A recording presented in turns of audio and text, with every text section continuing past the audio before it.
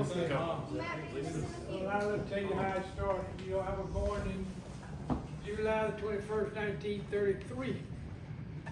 And then, at that time, there wasn't any TV, there wasn't any cell phone. And we did have a phone, but we was on a party line at the house, so anybody'd be talking, everybody else on the other line could pick up and hear what you were saying.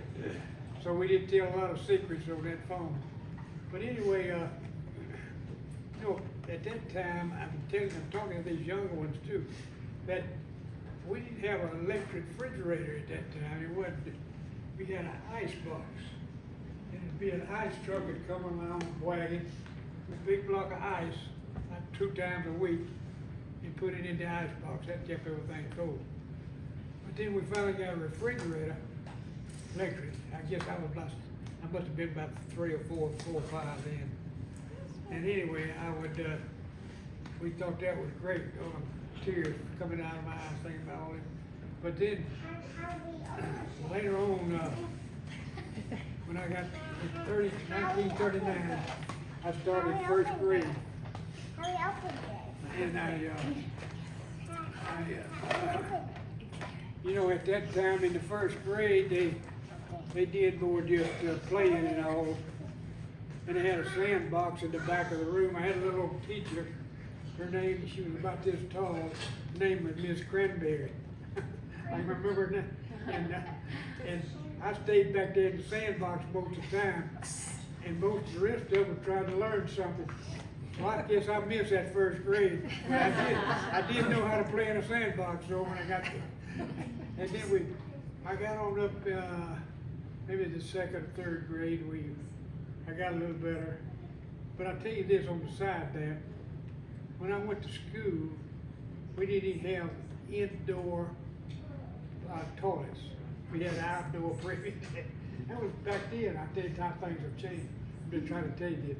And then, so when I got on up in the high school, or in the junior high, you know, and I remember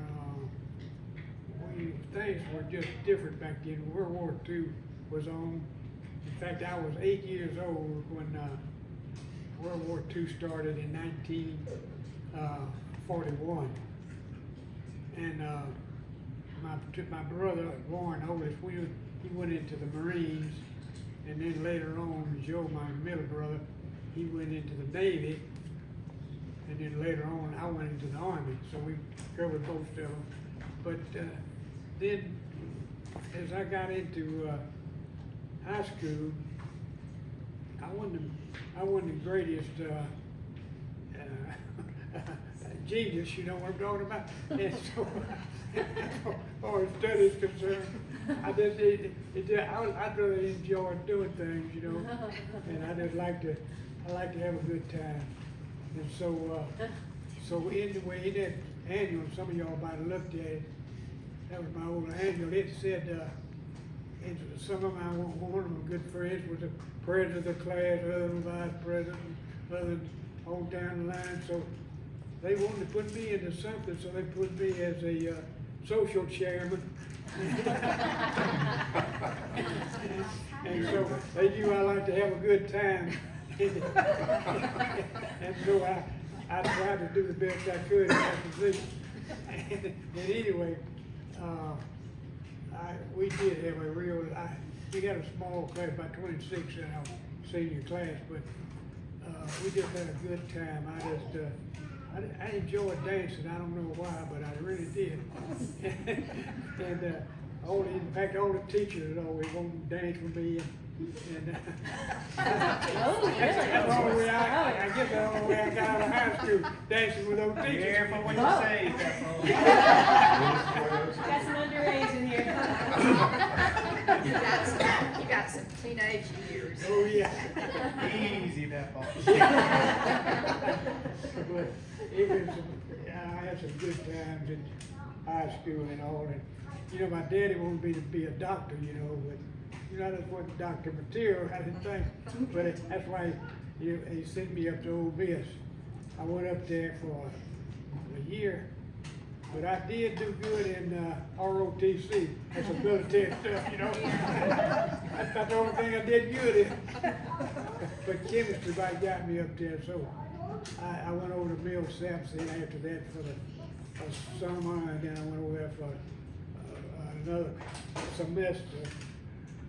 And about that time, that year, that semester, I took French and chemistry and stuff. And it was pretty tough on me.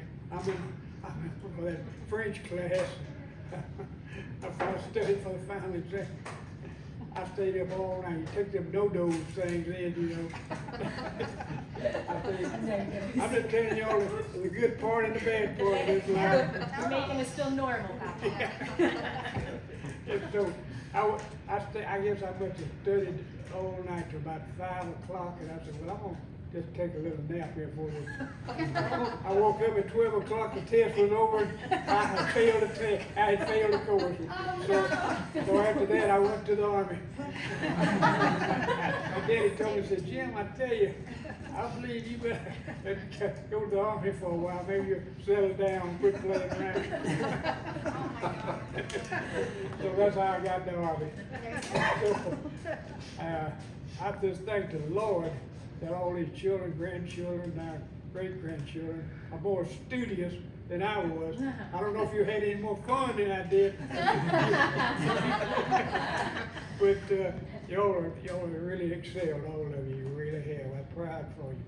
But anyway, after I went to the Army, you know, the Lord, I don't know, he just had his hand on me for some reason. I thank the Lord for everything. And I was in the Army, and I said, I'm fine. I was single. I said, I don't want to see part of the world. I want to enjoy it. And I said, I'm going to volunteer to go to Europe. And me and my buddy, I met in the Army there. And so we went down and signed up at the headquarters and said we want to volunteer to go to Europe. I said, okay, we got you signed up here then. Okay, I got through that training, and they sent me to the opposite. They sent me to the Far East, which is Japan, you know. And so I got over there, and the Lord just, you know, at that time the Korean War was still going on, and I could have gone to Korea. They could send me to Korea just as easy as Japan, but they sent me to Japan. I got good duty there. I was working in an office for a year and a half over there. I had good food. I mean, we didn't have to do any kitchen work or anything like that. We had Japanese boys to make up our beds. I mean, we were just like on a vacation, really. And I stayed over a year and a half. We went to Tokyo, and in 10 years to the day after Hiroshima that was bombed, me and my buddy, one of my buddies, were down at, it was in Hiroshima, where they dropped the atomic bomb, 10 years to the day after that. But anyway, I got back, and at that time I didn't know, Lord, I didn't know if I wanted to go back in the Army. All my friends, buddies, and girlfriends, and all they had gone on. Some of them got married, some of them were still in college, and I was at equipment, just me, you know. And I didn't know what to do, to tell you the truth. I went through sort of a period there that I was not knowing. But my daddy said, well, go on, why don't you go down to Southern, maybe you start on something. And so I got down there, and I met some boys down there, and we stayed in a boarding house right across the street from the front of it. Used to be Miss Hardy's boarding house, right straight across the street from the entrance of Southern. And I never did stay in a dorm down there, but I went on, and I was on the GI Bill then. I was paying for my own way. If you were a veteran, they'd pay you for going to school. So I got that done, and I majored in history. And I don't know, it just clicked with me.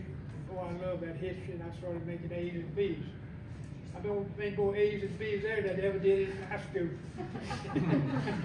Maybe you should come talk to some of my students. Yeah, but I don't know, it just clicked with me. That's why I've always been interested in history and in the wars and all that kind of stuff. But then I was still coming home on the weekends a lot of times, not every weekend, but after I got the car. And then I was working there at the store on Christmas. And Daddy said, June had applied to have a job there during Christmas holidays. And Daddy said, Jim, why don't you ask that girl for a date? Ooh. I said, I don't believe I will. And so that started us off. And we had a date after the first of the year. Date the employee, huh? Yeah. I lost my job.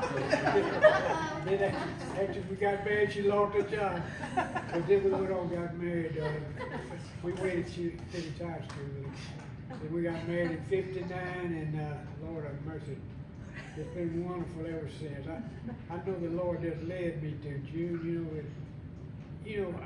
Daddy told me he was in the hospital pretty sick when we got married. And we started to put off the wedding, and I said, well, he said, no. And Mom and Daddy said, no, don't put it off.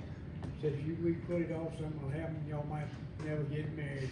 They wanted me to go on and get married. And so I went down to the hospital and talked to Daddy the day before we got married. And he said, Jim, you've been with a lot of girls, but you're going to have to stay with this one. I said, well, I tell you, Daddy, I've been with a lot of them, but I love this one. And I'm going to be with her. And I did. And we still together, are we, Judy? Right. And it's been a love story ever since. Sometimes we're not, not as lovely as others. But it's been a love story. And then we ended up with these two fine daughters. And Lord of mercy, what a blessing it was. We didn't know nothing about having children or how to raise them. The Lord just blessed us. They turned out all right. They did. I tell you, both of them, and we're so thankful for them. And now, then now they've had their own romances, and now they both got children and grandchildren, and now we got great grandchildren. We thank you for everyone. It's been a beautiful life, I tell you. And I don't know why the Lord has blessed us so, but thank you for it.